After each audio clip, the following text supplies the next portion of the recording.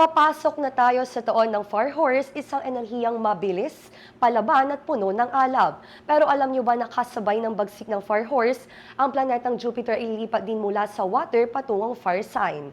Ang tanong, handa na bang sumabay sa bilis ng takbo ng tadhana? Ngayon kasama ang The Filipino astrologer na si Resty Santiago, hihimayin natin kung paano nga ba humuhubog ang kalawakan sa ating kinabukasan. Bakit nga ba may mga panahong parang lahat ng pinto ay bumubukas at may mga panahong tila pader ang lahat ng hinaharap natin? Ang astrology ay hindi lang basta hula, ito ay ang pag-unawa sa galaw ng mga planeta at bituin at kung paano ito humuhubog sa ating buhay. For astrology to be more useful is our ability, to integrate what is written for us, our faith, as well as aligning, our actions and decisions with faith. Kadalasan ang alam lang natin ay ang ating sun sign. Pero alam nyo ba na tip of the iceberg lang yan? Para mas maging matagumpay, kailangan mong humukay ng mas malalim. Dito papasok ang birth chart. A person, an individual, country, or a company. So, merong birth chart dyan. So, the birth chart is nothing but the map of the sky when a person or something is born. So, it's also aligned with the concept of faith.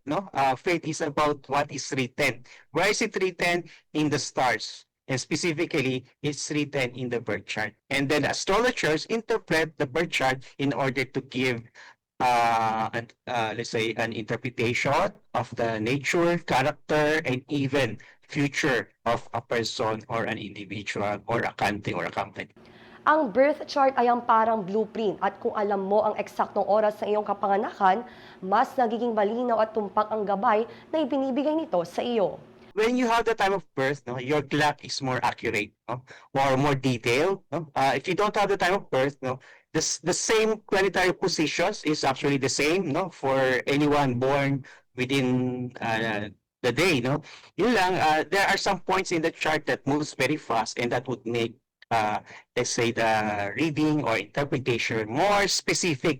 Ang Jupiter, ang planeta ng swerte, ay lilipat mula sa water sign patungong fire sign. So basically, the planet that you look at for the reading of the year is actually the planet Jupiter.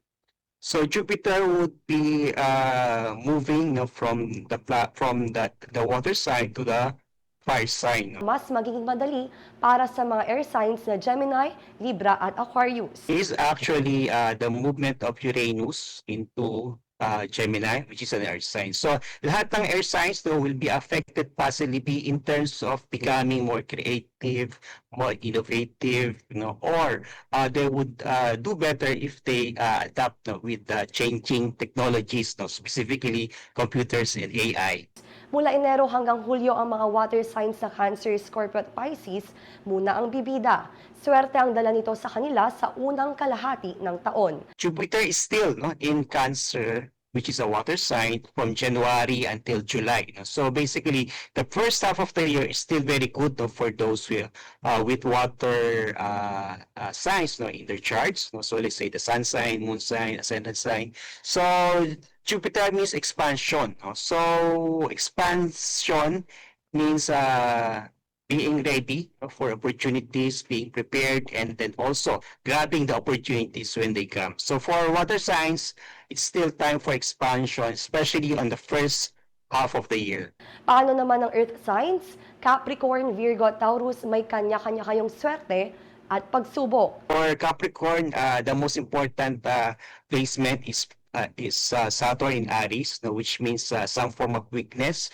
What Capricorn needs to do is to be able to focus and decide faster than usual.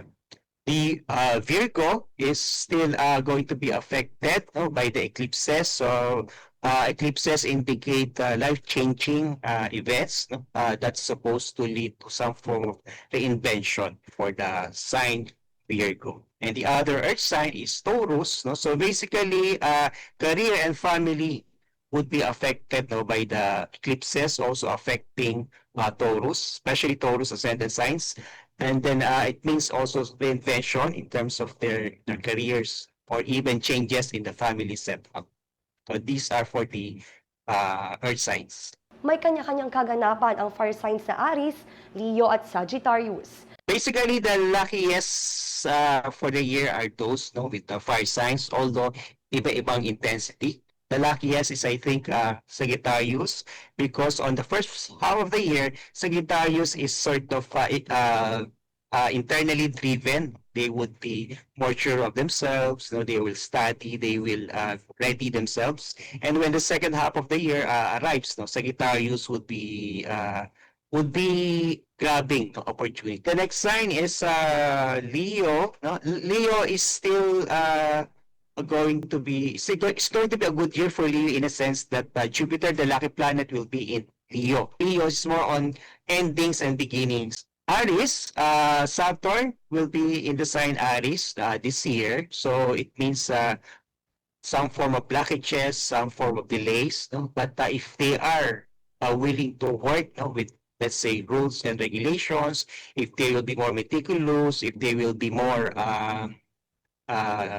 if they have a plan and then they will follow their plan, the second half of the year, when Jupiter enters the fire sign, Aries would also benefit. Sa mas malawak na pananaw, magiging sentro ng atensyon ng Pilipinas sa international stage. Dahil sa paparating na eclipse, asahan ang mga revelasyon at malalaking pagbabago sa politika. We may still see some recognition in the international scene, for example, Alex Ayala and some other Filipino athletes and maybe artists. So there will be recognition for the Philippines as a whole. In terms of politics, we've been hit by eclipses in Virgo since last year, 2025. So it will continue actually in the next 12 months. Whenever there are eclipses, some hidden facts will be revealed. I think this is good for the Philippines because when there is an eclipse, there's an opportunity to make to correct problems, to correct mistakes before we can move forward. The stars are aligning and the fire horse is ready to run. Ngunit lagi nating tandaan na hindi rito nakabatay ang ating kapalaran dahil Diyos lamang ang nakakaalam ng lahat at tayo ang gumagawa ng ating kapalaran. Maligayang taon sa ating lahat.